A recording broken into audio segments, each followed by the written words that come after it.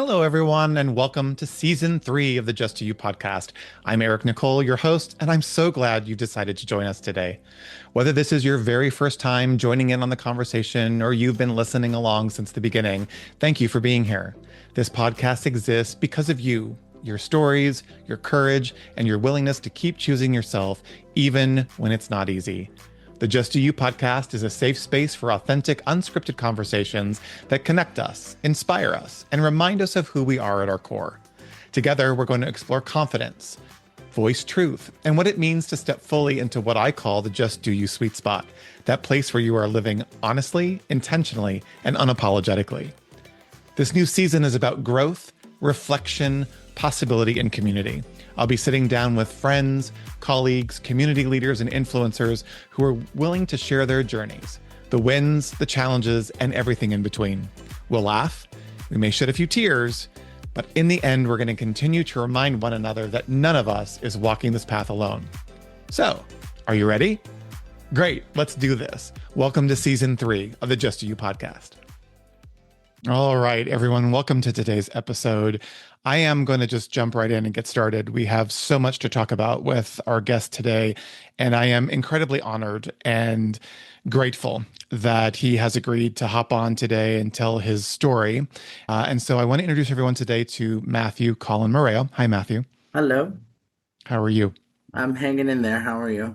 I'm good, thank you. I honestly spent the better part of the morning a little worried about how to start this conversation because it isn't our typical, hey, let's talk about your journey to being authentic and finding yourself. But just to give our readers a little bit of background, Matthew and his husband, Allan Michael Dabrio Marrero, live in New York City.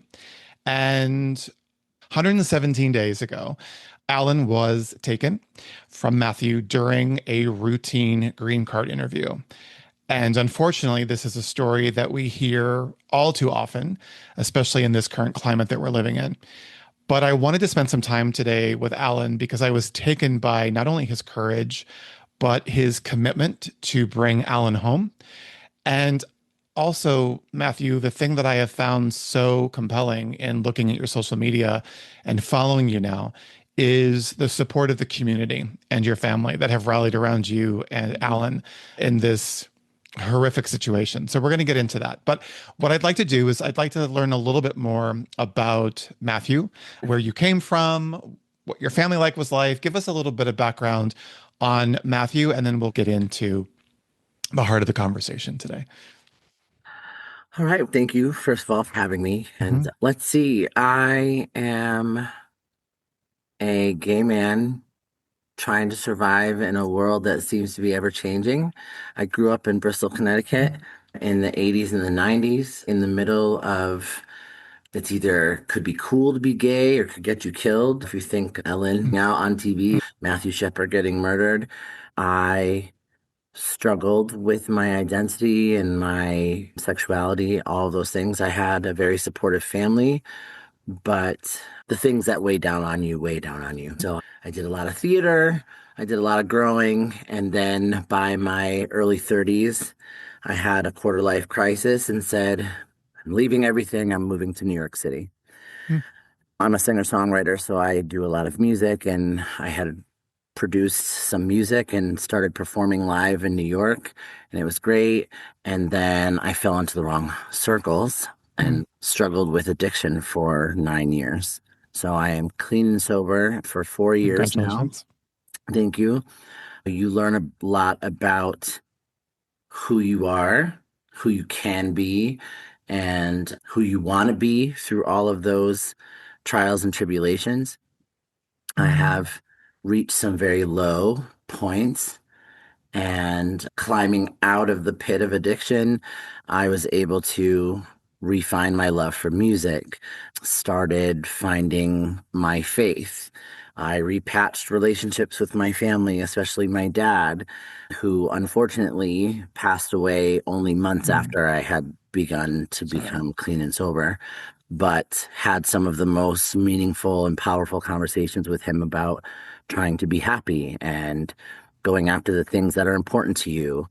And for me, my mom and dad always have this cute love story where he he pursued her and said, "Oh, I talked to her on the phone and she was listening to Stevie Wonder on the record player, and I knew she was going to be the one."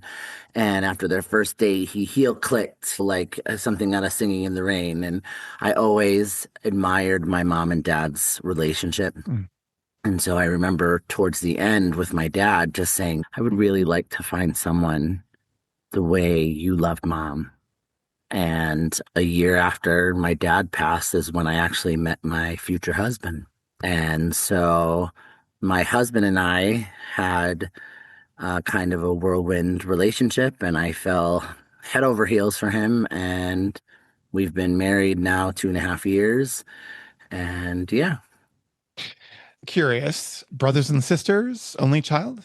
I am the oldest of three. Okay. I'm 7 years older than my brother and 12 years older Okay. than my sister. So there was some distance between. Yeah, permanent babysitter. My coming out in high school was like, "Oh, you can be gay, but you can't date, or if you go outside, you have to bring your brother with you, or you can't go to your prom because you have to babysit your brother and sister," type of Oh, thing. okay. Yeah, Did you love music back then when you were elementary school, junior high always. school, high school? Always. I was always, that was like my safe place. I was relentlessly picked on growing up. My father had set up our attic in our house to be like a little hangout spot, and there was a Mm. karaoke machine. Oh, So I would wow. go upstairs and I would sing my Mariah Carey and Whitney Houston because those are my divas. So yeah, I would find my safe space in music and singing. When you were back in that time in your life where there was some of that relentless bullying, did you have an inclination that you were different, or was it you, did you understand what the bullying was about? How was that experience for you? I always knew I was different. I don't think until maybe a little later I understood the connection to sexuality, but Mhm. I always was a little more artsy, a little more flamboyant, a little more magical. I just Mhm. had a different viewpoint on everything. And it was hard. It was hard because you don't think there's necessarily something wrong with you. So you don't Mhm. know, and I say wrong with you, there's nothing wrong with me. But Yeah. like back then you have that feeling like I don't understand. And I even struggled with even some of my closest friends. I went to Catholic school from second grade to senior year of high Mhm. school. So there is this huge religious weight. So even some of my Sure. friends would be like, "But the Bible says you're an abomination," and all of these things. And to have to really work through that it's a challenge. It is. I've said this many times on several episodes. And the reason I like to ask the question and take my guests back to their childhood age is because we all have been through something, LGBTQ plus or not. You're always teased for something, anything. It's just the nature of that beast. And Yeah, yet, what is, I think, very clear is that we don't, and our parents didn't, not for any fault of their own, have the tools right. and the conversation and the languaging to open up a dialogue and a conversation about the beauty of being different and Yeah. expressing. I remember just the other day, I go to a painting class that a friend of mine teaches, and I was diagnosed being colorblind back in first grade and Okay. horribly teased about the orange grass and the brown trees and the purple water. And I made a decision in that moment. And I shared about this on social media, and the comments were really interesting. I did that too. I had that same experience that back then we make a decision about ourselves and Right. how we prevent ourselves from moving forward. And yet, I was sitting in a personal development seminar at the age of 24, and the instructor 2 days in says, "Who you are is not your circumstances."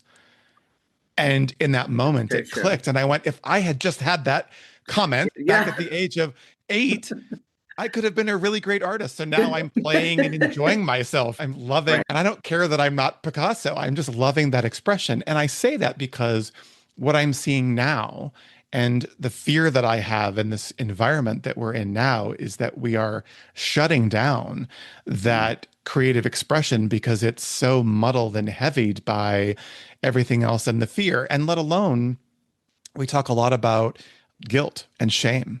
And that's just not something that we ever hit head on back. I'm a little older than you, but back in those earlier days of our childhood. And so I'm always curious about that. But I find it really powerful the resilience that we have, and not to take away from the fact that some kids don't. But Right. yet I'm 60 this year and I'm still unpacking stuff that happened Right. back then, pops up in the strangest times.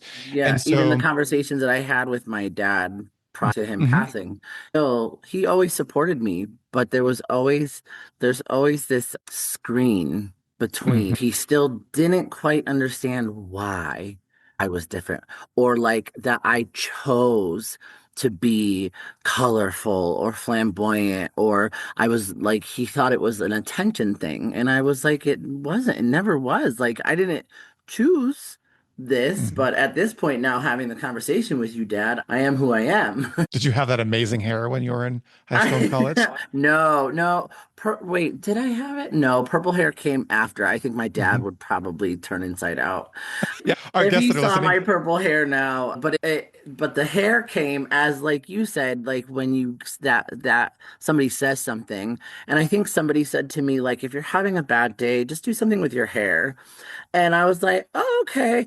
And so there was this new salon that had opened across the street from my apartment in Brooklyn. And I was like, you know what? Why not? So I went in, I'm like, can I just do something crazy? And I did. It was more expensive than I thought. So my sister is a stylist, so she does it for me, or I'll do it myself now. Oh, But I felt so liberated with the change. Like it mhm. just took some of what I was feeling on the inside and put it on the outside. Self-expression is so important. And for some, and our listeners can't see your hair, but it's this, and I'm colorblind, like I said, but it's this gorgeous shade of purple. It's just beautiful. And for some people, it's hair. For me, it was a tattoo that I got at Hmm. 58, where Okay. I always wanted one when I was in school, and I was always terrified of my mom. Not that she's this horrible person, but she was a teacher and an administrator. I'm like, oh, Right. I can't be her kid that gets a tattoo.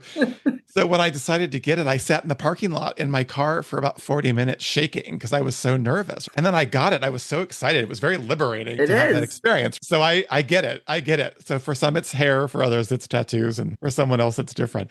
When you were growing up in high school and in maybe early college, and you were starting that coming out process or that process of getting comfortable with being quote unquote different, or Mhm. starting to realize that there was something that was very special about you, did you ever think that you would perhaps find that love of your life, that person who just, and I use the word compliment, not complete. I don't agree when Yes. people say they Yeah. complete us, but they Yeah. compliment us. Did you think about that? I've always been a hopeless Yeah. romantic and always believed in love. Remember, I told you I had my mom and dad as a reference, and they Yeah. were married the whole time my dad was still alive, and they were married at that point 43 years. And so I just knew it was something that had to happen for me. I may have looked for it in all the wrong places, as many of Girl, us don't do. we? We all do. Okay. And trust me, I had my time where I just kept seeking. Mhm. And there came a point as I got older, especially when I got through my addiction and became sober. I Mhm. wasn't sure. I was like, maybe I'm just going to be happy with who I am, and it's just not going to find me the way I want. Because after you go through certain things, especially when you Sure. work so hard to get out of addiction, Sure. there are certain expectations, boundaries, whatever you want to call it, that were just a no question. There's Mhm. no, if you can't do this for me, then it's Yeah. not going to work. And Yeah. they say when you stop looking for it, when you least expect it, most of the time that's what's going to happen. And that's what happened when I met my husband. Yeah. We've been saying that a lot lately. I am back in the dating world after a divorce. And like I said, I'm turning 60. And there are moments where I go, I'm just fine. I'm, I'll I be mean, I fine. feel the I'll same. be fine. It's I'll be fine. unreal, It especially in is. this time, at this day and age, Yeah. things are so different and people are so impatient. Yeah. The ability to pick up your phone and just go, Oh, next, oh, you know what I mean? yeah. And I was single. My divorce was finalized in 2019, and I moved to San Diego from Palm Springs to start my life over. And I was excited. I was like, I'll get back into it. I was still Mhm. dealing with it, but I'm like, oh, I'm going to get back into it in San Diego. It's going to be this great community. Moved in December of 2019. 3 months later, COVID. Oh no. So that obviously threw the wrinkle in the plan. But Right. I agree with you that when you stop looking for it, and that's actually how I Yeah. met my ex-husband. It's how I've met all of my partners. All sounds like a dozen. The three Hey, you that do I've you. Just do do me. Yeah, you. just do me. Oh, if you only knew. It's only been the three and dry spots in between. But I love, and we're going to definitely talk about Allan. I am a firm believer in it. I am a believer in marriage. I love the opportunity to live your life with someone and experience the highest of highs and the lowest of lows. And again, being there to complement the other person and to stand in the space of letting them soar and be extraordinary. Tell us a little bit, what was the first time you saw Allan? If you can share that. Yeah, I can. Okay, It's good. it's Okay, it's very okay. Disney. All It's a right, good. very Okay, Disney good. story. I saw the pause and I'm like, wait a Uh, minute. Hopefully, I'm not stepping down a bad path. No, I was doing a live talk on Instagram with some friends about music and things, and a friend of his was on the live. So he came and was watching it and started liking some of my things on Instagram. And my husband is, to me, is very sexy, very handsome. When I Mhm. saw his face liking my things, I was just like, it's just a bot. There's no way. So I let it slide for a couple days, but he kept liking things and then he made a comment on one something and I was like, "All right, I'll bite." So I sent him a message thanking him and we just started texting. And so a few days in, we're texting, having cute little back and forth. I didn't understand how to say his screen name, so I was like, "Can you send me a voice message so I Ah, understand how to say your smart. screen name?" And here he comes. He's from the Cayman Islands and he has this cute little accent. And I was like, oh, I'm in so much trouble. So from there, we started voice messaging. Then we started talking on the phone. And I swear we started talking at the end of January. By the second week or first week of February, I was like, I'm going to marry this man. Just the Mhm. conversation was so great. Come to find out, a couple months in, we're talking and we hadn't met. He said he was out in Long Island, a little further out. He too was in rehab. I Mhm. had finished rehab a year before. He was currently going through some stuff. And he was so scared. We had made this connection and he was so scared I was going to run the other way. And I was like, let me tell you about me. Mhm. So we built our entire relationship in those first few months purely on just communication. We hadn't met in person. And so when the meet time came, it was a surprise. He was towards the end of his program. He had gotten a day pass and he sends me a message. Normally, by this time, we'd FaceTime. And he was like, I have something to do in the house. Why don't you go take a shower, go across the street, get yourself a coffee, and call me when you get back. So I'm like, oddly specific, but okay, I will. So I put on some music and I'm getting my Saturday morning started and shower, get ready to head out the door. And as I get off my elevator, I'm walking towards the front door and I see legs. And normally I would just go straight to the door, but something made me veer a little to the right and look Mhm. down, and it was him. And I lost my mind. I ran out the door.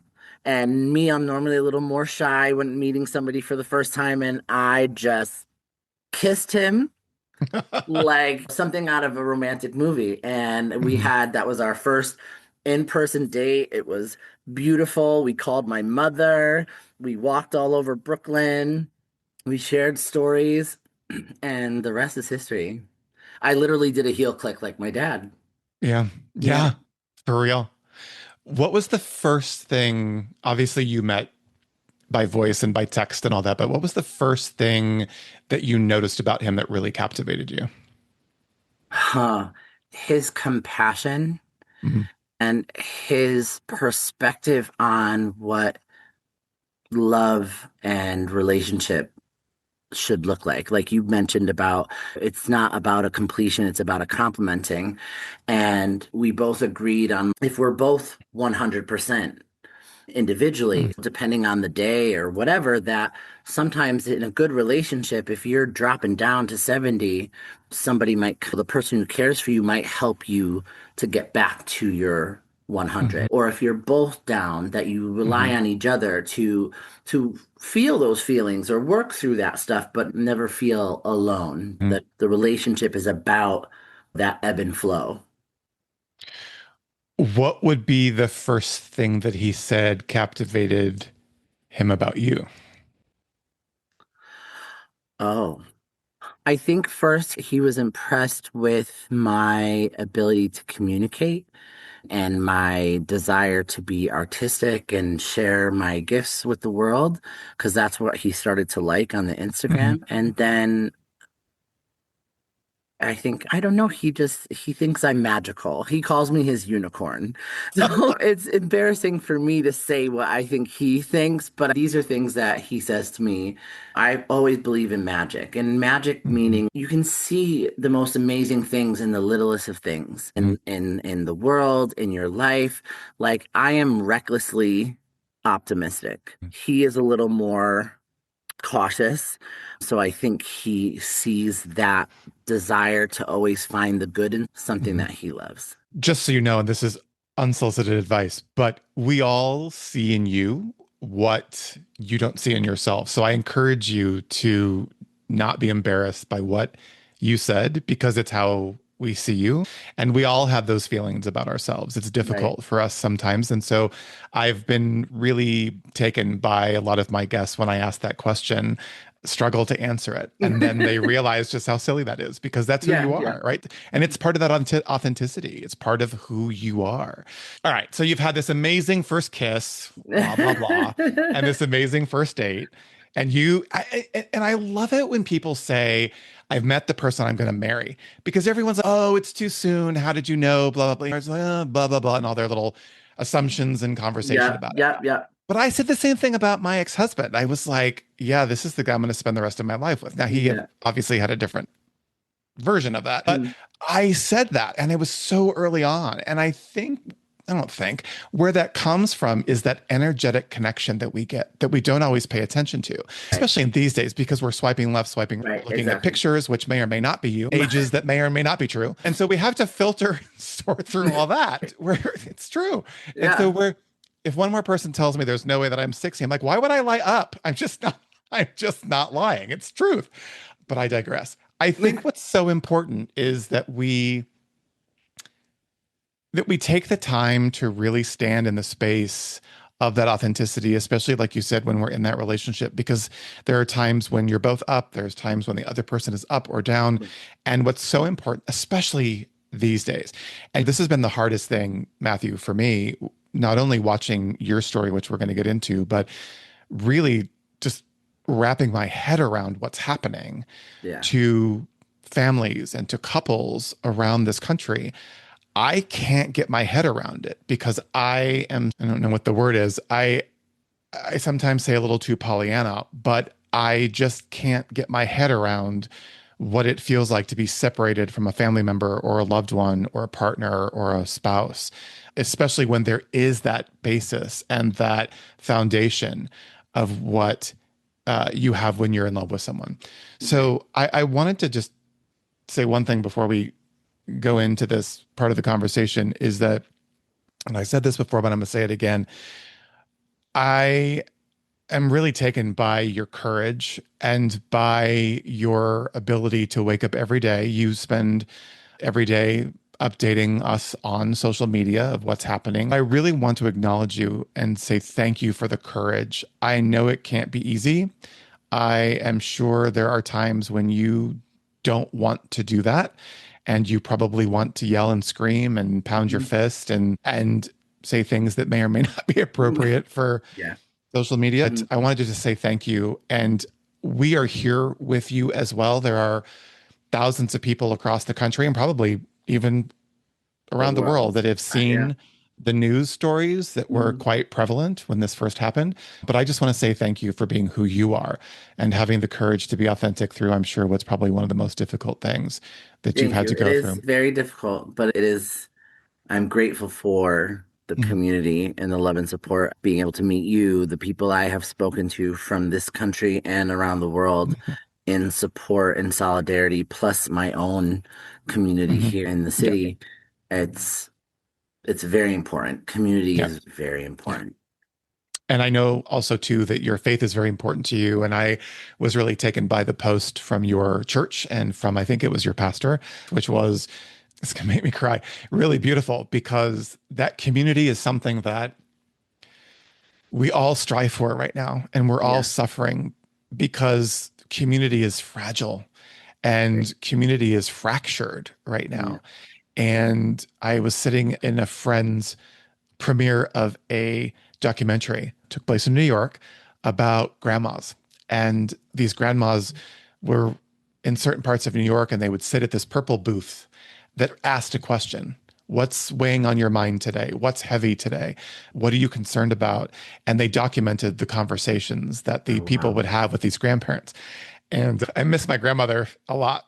Yeah, me But what too. I really miss is that community. And Yeah. even in times of celebration, community can be very tough to find and Yeah. hard to come by. I just was really blown away by the support you have. So let's talk about this. And I'm hoping I get through this. I'm known as the podcast crier because I just am very emotional about stuff like this. So you're, Cry at cotton commercials too. We yeah, might. good, All right. good. That's fine because I tell people in the onboarding call, it's fine. But let's share the story. So you're, take us to that day and what happened, maybe something leading up to that, and give us a little bit of background of why you were there in the first place. All right. So obviously we got married. Yes. We got married. We were married for 2 years. And as I said, my husband's from the Cayman Islands. He's been in the United States since 2013, legally, never been a criminal, never committed a crime. Always filed all his paperwork meticulously his entire time here. When we got married because we were in love and that was just what we felt we wanted to do, it had nothing to do with changing his status or anything like that. Sure.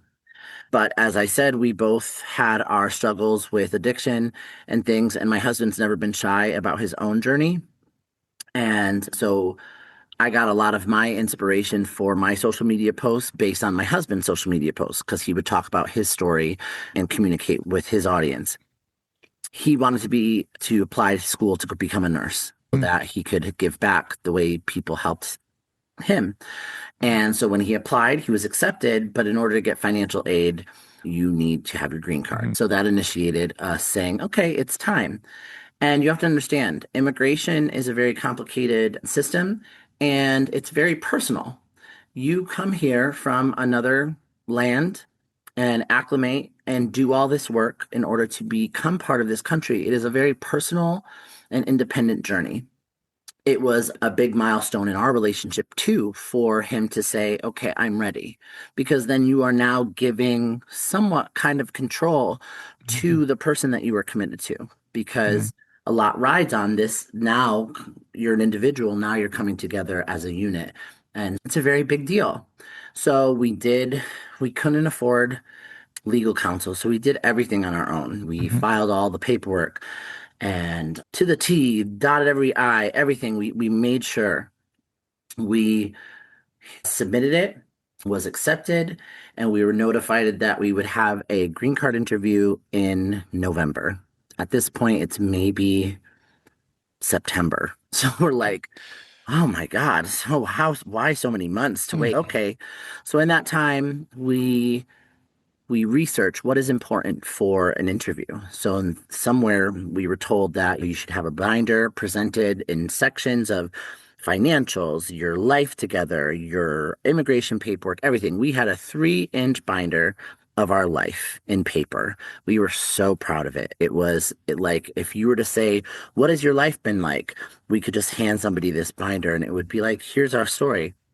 We had been going to Middle Church in the Lower East Side of New York City. That is our church. And I sing with the gospel choir there, so my husband would go. Sometimes my husband would put on a fur and some heels if he felt like it, and he'd just be fabulous. yeah. And people just love him. Mhm, And they loved him even more because I had been with the church for over a decade at that point. So they knew how happy he made me. They were like, "We love him." So one Sunday, Reverend Amanda, one of our pastors at the church, did a sermon on immigration and what it's been doing to the country, in specifics to even children and families being torn apart. And it really moved me. Remember, I said I am recklessly optimistic. So I'm thinking nothing's going to happen to us. But I was moved to go tap her on the shoulder at the end and just say, hey, we have our green card interview in November. Would you mind praying for us? Mm, And she immediately was like, do you have anybody going with you? Do you need me to go with you? I can go with you. And I was like, that's a thing? And you have to imagine Reverend Amanda is this tall, beautiful, white, blonde, blue-eyed woman who's got enough power to light up this city. So I was like, okay, well, all right. So I went to go tell my husband that she's going to come, and I just started to sob mm, because I don't know why, but I just felt like suddenly we weren't doing this alone. And my mm, husband, cautious, was like, okay, this is good. This is really good. So he was more optimistic at that moment. So fast forward to November 24th, 2025, the Monday before Thanksgiving. It is our green card interview day. We are dressed to the nines in our suits and everything. We meet our pastor there. She's going to come with us. And we go into 26 Federal Plaza in New York City, which is this black box of a building, and it's very intimidating. Everything is very cold, and I don't know, it feels cruel almost. And there's people outside protesting, saying, if anything happens, here's this paper, show this paper, call this number. We're starting to feel nervous, but I'm still like, all right, we're going to be okay. We go inside. We get upstairs. The woman who gives us our ticket says, you guys look so amazing. Good luck. Everything's going to be great. Okay. So we waited for maybe like almost an hour before they finally called us. And we present the binder. We don't go in anywhere. We're still in the waiting room. She says, I don't want that. She dismisses our binder, says, I need you to take that whole thing apart. I don't want it like that. I need all loose documents. We had over 300 photos, hundreds of papers we had to dismantle this whole thing. So that took us another 45 minutes to an hour. That disarmed us a little bit because we're like, unnecessary. It just felt unnecessary. mm. They call us again. The three of us walk up, and the officer says, she can't come with you. And so our pastor tried to fight. I've done this several times with families as a spiritual guide. And so we asked for the supervisor. The supervisor said it is totally up to the officer doing the interview, which was the lady who told us to take the binder apart. And Reverend Amanda was willing to get arrested that day, she told me. But we were like, no, it's okay. We don't want to make any waves. So we get into this interview. They separate us. They put my husband at the desk and they put me up against the wall behind him. And she begins this is your interview for a green card, adjustment of status. How did you meet? And so, just as I told you, I start to light up and I look over at my husband to start saying how we met. And she snaps her finger at me and she said, don't look at him. And I was like, oh, okay, this is our love story and I'm not allowed to look at my husband. Oh, okay. All right. So continues awkward, cold, harsh like that, even to the point where she says, what are the flaws in your husband that you see? And I was like, I don't really have any flaws with him. And she's like, nobody's perfect, sir. And I just remember being like, wow, okay.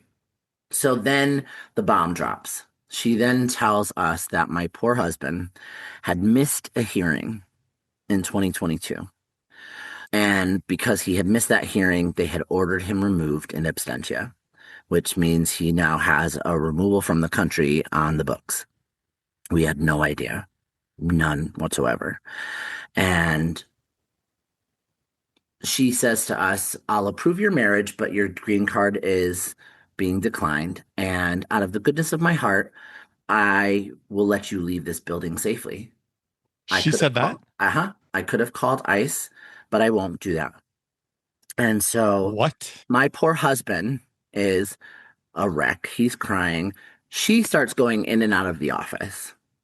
So I'm like, baby, it's okay. We're going to figure this out. We're going to get a lawyer. We'll talk to Amanda. We'll get everything. It's going to be okay. In my head, though, I'm like scrolling traffic. She finally comes back and she says, anything that has happened in this office is within my control. Anything out of the office, I cannot control. And I asked her directly, does that mean we're going to be detained? And she said, I don't know. So then the supervisor comes in and takes our file and asks us to follow him. One of the things that irks me to this day, even though, yes, she approved our marriage, thank you, that will be helpful in the future. She says, have a nice day. Mm.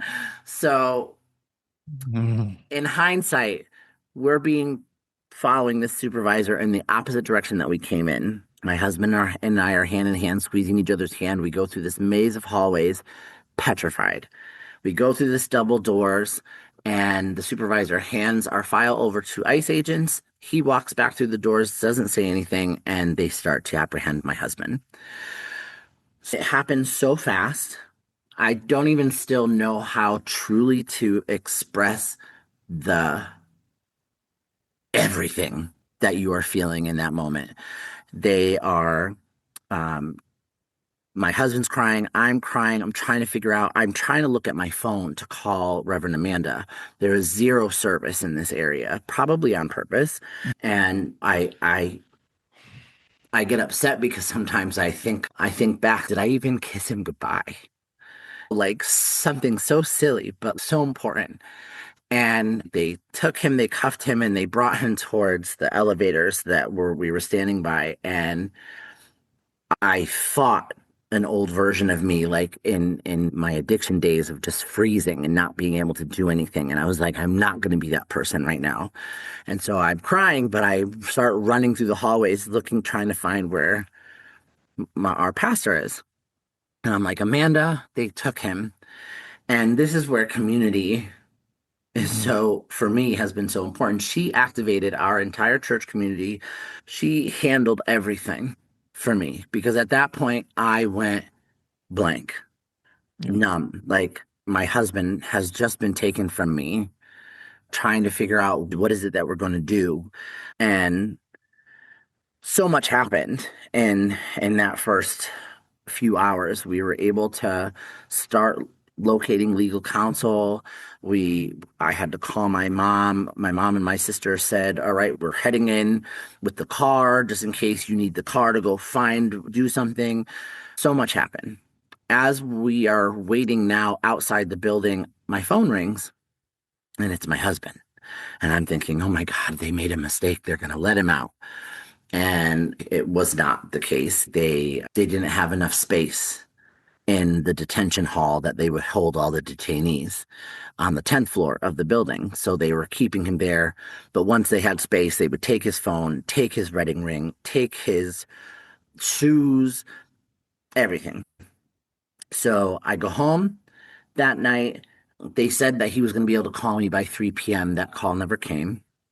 My mom gets there. My mom is a former registered nurse. Her concern was we need to get him his medication. So the plan was we were going to go back to Federal Plaza the following morning to bring the medication, only to find out when we got there that morning that he had been moved in the middle of the night somewhere else. And we didn't know where. So we located him, but I didn't hear from him for 36 hours. And when he did finally call, he had 3 minutes. He didn't even know where he was. I knew because our now lawyer had found out where he was. And that began the journey that we are on right now. He has been moved about 6 times from New Jersey, from Federal Plaza to New Jersey to Phoenix to Texas to Louisiana. He was in Alligator, Alcatraz in the middle of the Everglades for about 2 weeks, where he says you're literally in human cages. And the toilets are there, feces and things are overflowing the toilets. There's poisonous signs for poisonous snakes to be watched out for. And then he finally got moved from there, and he's been in the facility in Natchez, Mississippi since.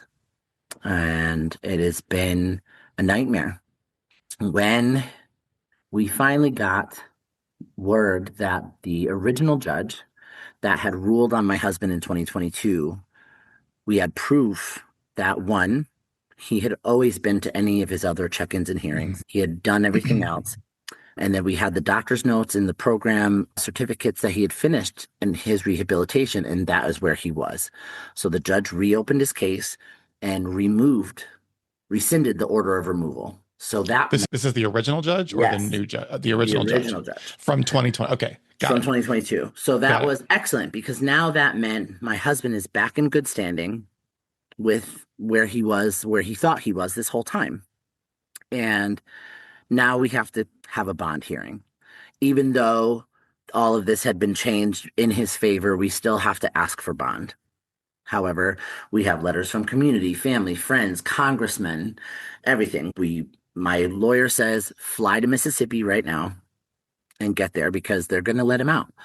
So I fly to Mississippi and I'm able to visit him while I'm there waiting for the bond hearing.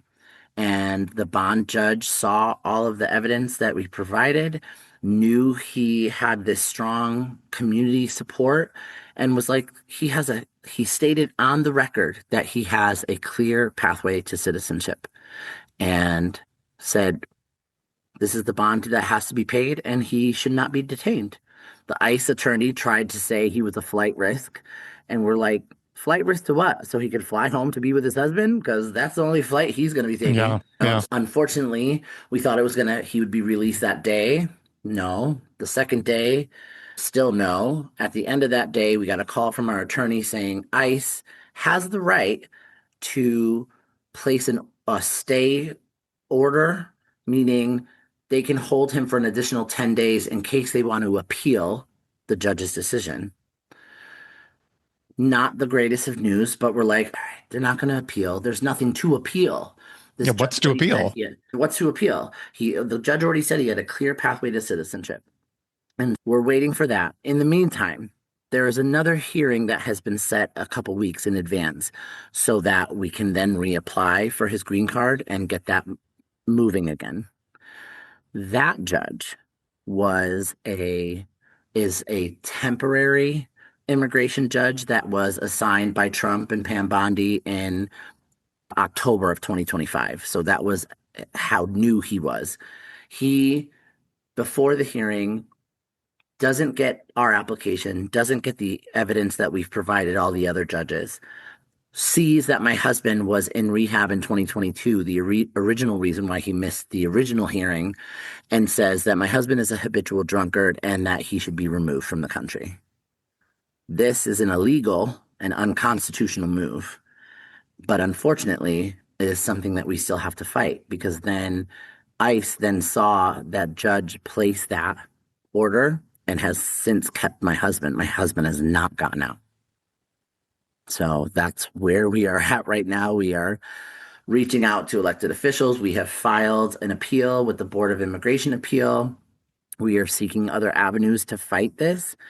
And this is where that community helps me because there are moments where I just want to scream because how is it that all of this bad and wrong, evil, illegal stuff can happen, but the only way we can combat it is through the right legal way.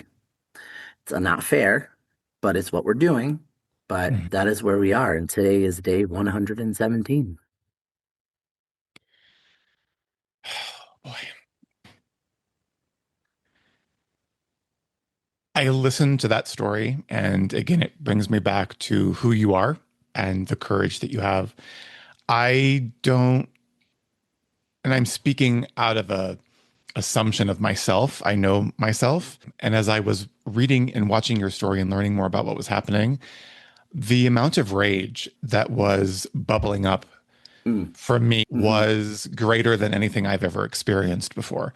I'm typically and usually a very calm Yeah, and yeah. easygoing person, but I'm also an empath. And I'm also somebody who has watched this time and time again. I've seen a child taken out of its mother's arms while the mother Yeah. was thrown to the ground and zip tied and thrown Mhm. in the back of a truck. I've seen the stories of people who have been detained or who have been taken off the streets. Watching this child now, who he and his entire family are Right. going to be potentially deported. And I shake my head, Matthew, Mhm. because I don't understand it. I don't get it.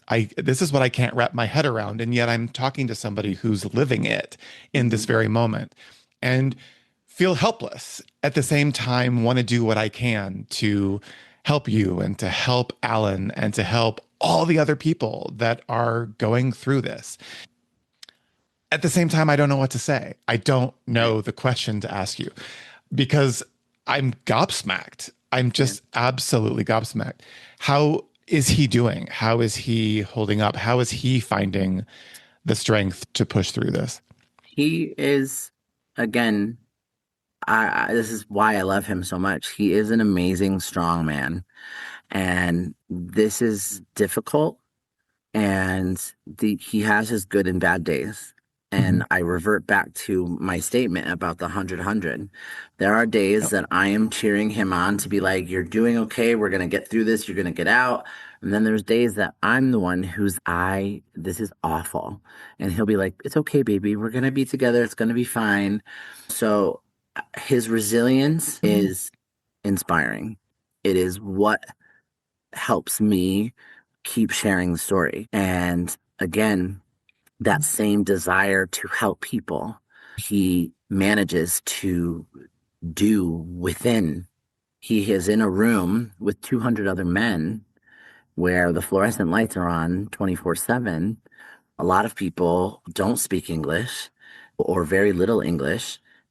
But they're people like us that were really just trying to do the right Right thing. thing, trying to follow the rules and procedures set out for us that have been detained. And there are also people that don't have the community and the Yeah. resources that we have. And it's not lost on me how very fortunate we are to have the community and support that we have. And so he tries to pass that along. He'll Mhm. call me and say, hey, can you look up pro bono lawyers in the area so that I can get numbers so I can give to Mhm. my friends in here and whatever.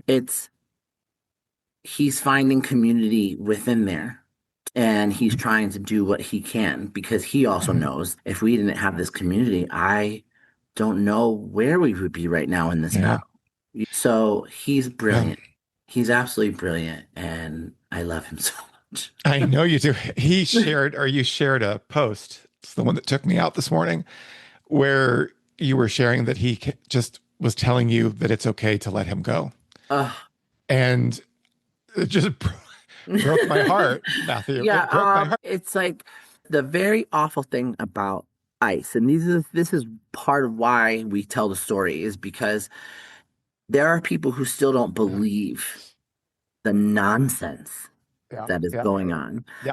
They are inflicting psychological warfare on these detainees in Mhm. which they will say, you are stressing your family. You are a burden to the people outside because it's going to cost money and it's difficult or whatever that they say to make you believe that the most important thing for you to do to help is to self-deport. Sign the documentations to say, Mhm. get out of this country. Do your family and your loved ones a favor and leave. And my husband, like me, like you, are very sensitive to the feelings and the needs of others. And so his first thing is, baby, I love you, but this is hard. This is too hard for you. Let me go. Let me go. I don't want to stress you. Just let me go. And it's the most, it is the most frustrating, infuriating Mhm. thing to Yeah. hear because one, no, you are the Yeah. love of my life. I will not be letting you go, Yeah. especially like this. I will fight for you. I need you to believe in me that I will fight for you. Yeah. You need to fight there. Do not Mhm. listen to what these people are telling you because it is not true. Every person that is in there is a human being. Every person in there has a family, has someone that loves them. How dare they? How very dare they go in and tell these poor people whose whole life has been upended that you are worthless to these people to leave the country, not even guaranteed that you're going to go home to where you're from. Yeah. You know what I mean? It is intentional cruelty Yeah. at its worst. And so I have told him time and time again, baby, and there's days sometimes he gets there because it's a lot. You're Yeah. stuck. Yeah. Yeah. His world is paused and frozen. I'm out here where he doesn't see the machine that myself, my community have built to fight this monster. He doesn't see it.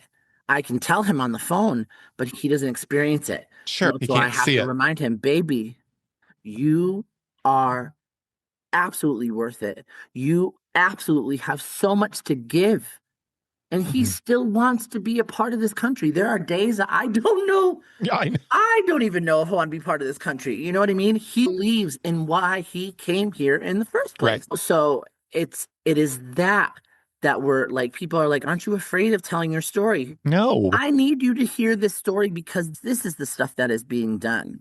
Yeah. They're not going after the worst of the worst. No. They are not just going after murderers. Do you think murderers, rapists, and drug dealers are the ones walking into the building to do the things that we're supposed to do? But see, No. Matthew, it's such a great point. And I'm not smiling because it's funny. I'm No. smiling because it's so ironic. Because you make a great point. No, the murderer is not going to walk in with his husband holding Right. hands, who he calls the unicorn, Exactly. With the purple hair. with the No. purple hair and the pastor tailing behind it. Yeah. But I think what I worry about is that I wake up into the conversation, what today? What today? Right. Because it comes at us like a fire hose. Yeah. And it's intentional, it's strategic, Right. just like what they're saying to your husband at the Right. detention center. It's strategic. And Right. I, like you, have a great amount of faith and a great amount of hope that when someone says that to someone like Allan or to someone else, that you are worthless to your loved ones, that they shake their head like we do and stand in that space of, that's just not true. You can Right. say what you want, but that's just not Right. true. It's that beating down, it's that Right. fire hose of information Right. that comes with them. And like I said, I can't wrap my head around what Alan's going through. I can't even imagine it. Right. Like he can't imagine what's happening. And in our world currently, we're Right. outside of that detention center because Right. there are people who feel hopeless, who feel desperate, who feel resignation. There are people who have swept this under the rug. There are people who don't want to talk about it yet. At the same time, there is this mass amount of people that are Mhm. rallying behind you and Allan, the others Mhm. that are going through the same thing, the people who Right. have already been detained and released. And I feel as though that energy that is pulsing around our country and from those around the world that are seeing the ludicrousness, if that's a way I've Mhm. just made Mhm. that up, the insanity, how about The that, of what's insanity of it the all. insanity of it all, and saying that when we do get to the other side of this, and I do believe that we will get to the other side of this, and Allan and the others will be released. When we get to the other side of this, the strength and the unity that we've shown as a community, as a country, and I Mhm. still don't think it's enough. And I say that not to belittle the people who are out doing what they can in Mhm. whatever way they can. I say it because I think we've been hit with that fire hose so much that we don't know which way to turn. We don't Right. know what to say, who to say it to, Right. because again, strategically, we are hit every day with Right. the most insane things. I And go ahead. I was gonna say, I with my pastors at the church, Middle Hmm. Church is multi-ethnic, Hmm. multicultural. Everything, every single person is welcome there, whether you believe in God or don't. Yeah. Queer, trans, white, black, it doesn't matter. What matters is that you learn, you share, you Hmm. educate. And I have learned myself so much just from people saying the things that are happening now are not new. Yeah. Like today is 61 years since Martin Luther King marched across the bridge in Selma. Like these things, a lot of these things aren't new. It's just hitting closer to places that some people have been privileged to not feel the discomfort, and it's Yes. getting worse and worse. So my what I've been being taught is that the best way to fight it is to fight through sharing your stories. Best Hmm. way to fight it is by educating yourself and realizing that this stuff isn't new, and learn from the people who have already been oppressed and have been hit by the hose and have been fighting for this for decades, and learn from them and learn to continue to communicate and stand up. No one's going to get anywhere if we just sit silent and just let it happen because we don't think it's going to happen to us. And it's just so important that community, you Hmm. talk to your neighbors, you treat people the way you want to be treated, and realize that we're being lied to about a Hmm. lot of things. There are Hmm. people, I still get comments in my social media that they automatically think that what has happened to my husband, there must have been a reason because this is what the administration has told us, or this is the story that my neighbor told me because they don't know any better. No, the only way to combat this is to continue to lift your voice and fight and tell somebody what is happening so that it moves them to say, you know what, that's not right. A lot of times, and I've said this before, people don't always think the Mm. thought thinks them.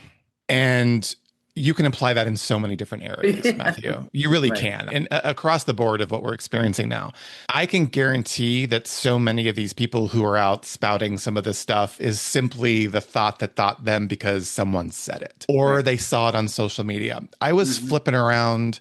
I don't spend a lot of time on formerly Twitter, just because I don't need to. But I was Hmm. flipping around the other day because I'm always looking and doing research for the podcast.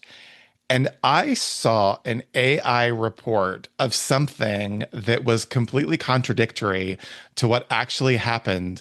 And it had 30,000 comments Uh, in support. And I mhm. went, wait, I just watched that last night on the Scary. news. And I thought, but this is why, because again, this isn't new.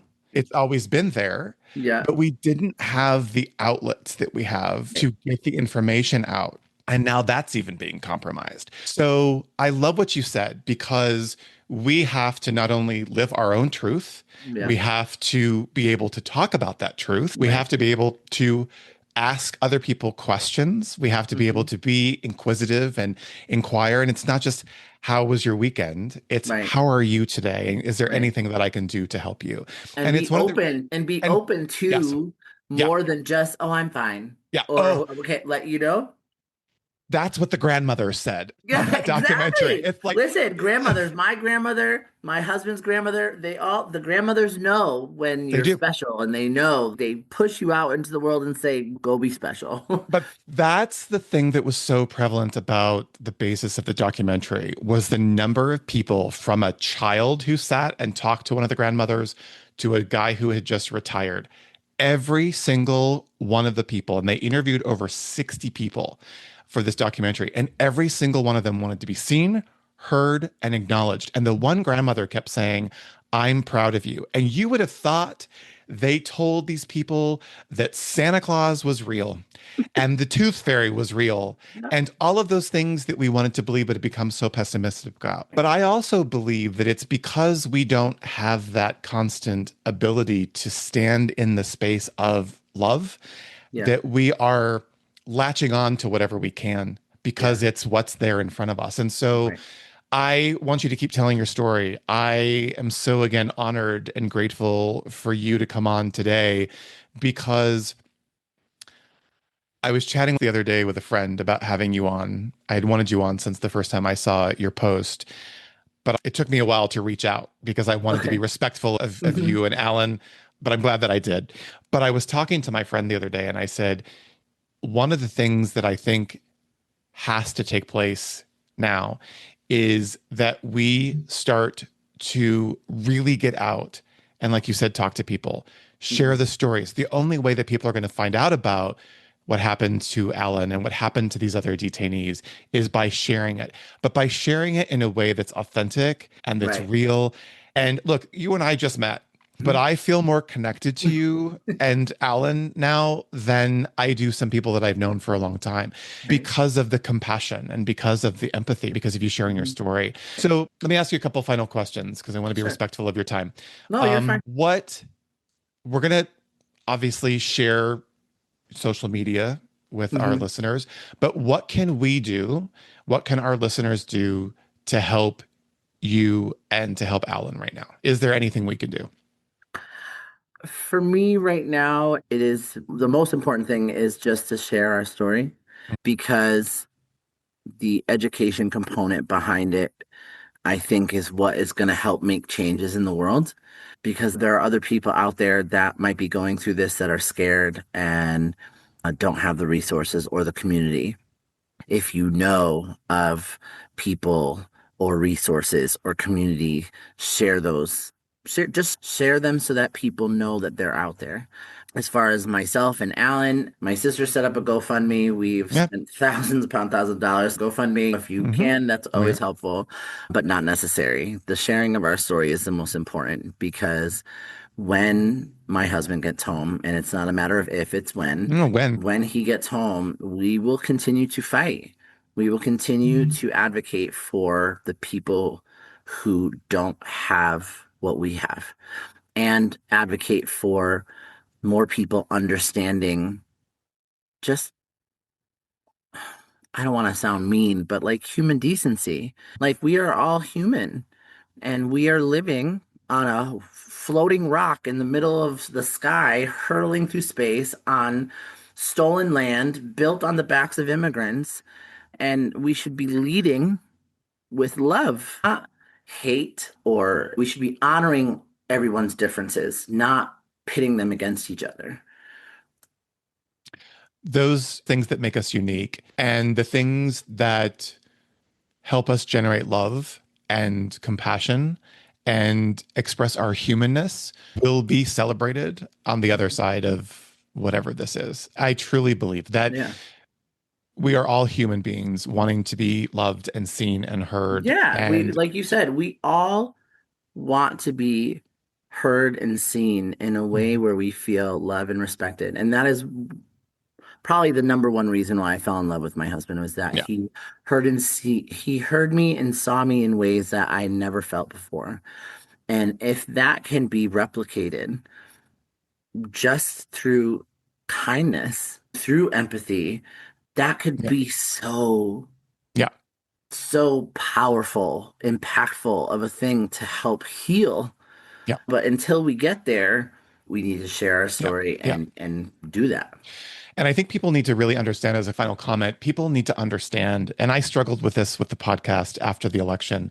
I'm in season three. I was just finishing season two. I'm like, I can't do this. I just don't have the energy.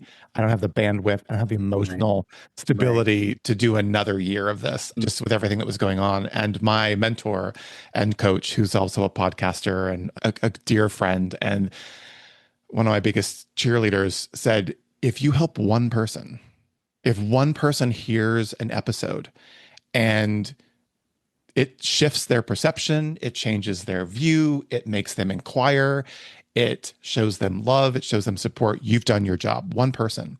And that Absolutely. really hit home. And I realize we hit more people than that. But if we can have one person listen to this and say, oh, okay, this makes sense now, and maybe Right. start to inquire and shift and change and grow. When Mhm. you started sharing the story in the beginning, I had a friend say to me that it was a perception that if two people are married in the United States and one is an immigrant, that it automatically guarantees them their green card. No, you are eligible, You're absolutely. eligible, You but but doesn't you guarantee still it. have to go because there's money involved. You have to Yes. pay. You have to file applications. You have to have the interview to prove we have a legitimate marriage. Now, that was one of the great things about our interview was that I, as the US citizen, have my own application that I have to fill out, Yeah, and he has his own application. My application was approved. As the US citizen, our marriage is considered absolutely 100,000% legit. But his green card was denied. So, yeah, it doesn't automatically say, oh, you're safe. No, there's processes. There's a that's lot of things people, to but go through. yeah, but I think that's a big misunderstanding with a lot of Right, people that they think just because you guys were married right. guaranteed him citizenship and a green card, and it just doesn't work that way. Yeah, there you become eligible It is not. 1000%, but there is a race to run still. But I don't make light of it, but I think that's where I want people to just start asking questions and Right, look into this. It doesn't mean just because you were married, he was guaranteed his green right. card. So It's a very difficult and flawed system. yeah, So the more you educate yeah, yourself and learn about it, you'll see yeah, that it's very hard. It's a very difficult thing. yeah. I want to say a couple things as we wrap this up. Thank you for sharing your story. Thank you for being vulnerable and for being open to share. My heart is with you and Allan. Thank My support is there. We're going to share, obviously, social media and the GoFundMe. And I have an invitation that when Allan gets out, I may or may not invite myself to your wedding. you. But Yes. but I'll stand in the back of the corner. But We're I, already married, but I know. we are I'm sorry. going to have a ceremony. This is very short. Yeah, I Like goofed and I should have said that. I saw it on a post that you guys were going to have a big yeah, thing. yeah, And I'm like, yeah, I know you're already married, obviously. So I want to clarify that. But yeah. Oh, I was in love with that post. People can find it for themselves. Please, I would love you and Allan to come back on the podcast. And I want to obviously meet him and know more about him and yeah. celebrate the both of you and for what you're doing, Absolutely. not only for each other, but for the countless others that are wrongfully detained. And you will make a difference. You may never see that difference, but you will. And I'm really grateful to have you on today. And I thank you for being here. Thank you so much. I appreciate it as well. And All I right. look Bye bye. forward to having you meet my husband. I can't wait. I can't wait. And you take care and keep us updated. Okay. You too. All Bye right. bye. Bye for now. All right, everyone. Thank you again for joining us on today's episode. I hope our conversation resonated with you like it did me, and I cannot wait to sit down with you all again next week. Remember to subscribe to the Just You podcast on your favorite platform so you can make sure not to miss a new episode, which drop every Thursday. If you like what you hear, you can easily share the podcast and episode directly with your friends. And if you would, rate us and leave us a review. We'd love to hear from you. You can also follow us on Instagram at JustDoYouPod. As you go out back into the world today, remember to just do you. All right, talk next week.